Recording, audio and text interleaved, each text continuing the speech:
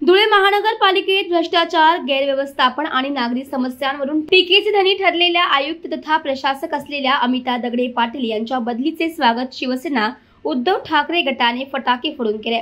गेल्या 2 वर्षात सुमारे 2000 कोटींची कामे मंजूर झाली, पण प्रत्यक्षात त्याचे कोणतेही परिणाम शहरात दिसले नाहीत। दीपमाळ, एलईडी लाईट्स, गार्डन प्रकल्प, रस्ते यावर कोट्यावधी रुपयांचा खर्च झाला, मात्र कामाचा दर्जा अतिशय निकृष्ट होता। स्वच्छतेच्या नावाखाली अनेकदा टेंडर काढून मोठ्या प्रमाणावर भ्रष्टाचार झाला।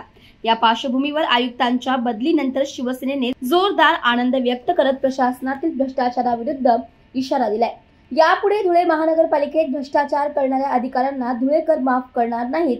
शिवसेना प्रशासनातील बेईमानी विरुद्ध रस्त्यावर उतरेल असा इशारा देखील येणाऱ्या आयुक्तांना शिवसेनेने दिला आहे। बोला धुळ्याच्या आयुक्त अनिता दगडे यांची बदली झाली आणि सर्व शिवसैनिकांच्या वतीने आणि सर्व धुळेकरांना जणू काही आनंद झाला आहे अशी परिस्थिती निर्माण झाली आहे।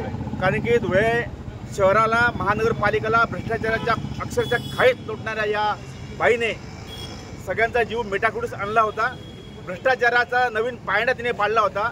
स्वतः 15% ती घ्यायची अशी चर्चा या महानगरपालिकेच्या आवारात होत असते।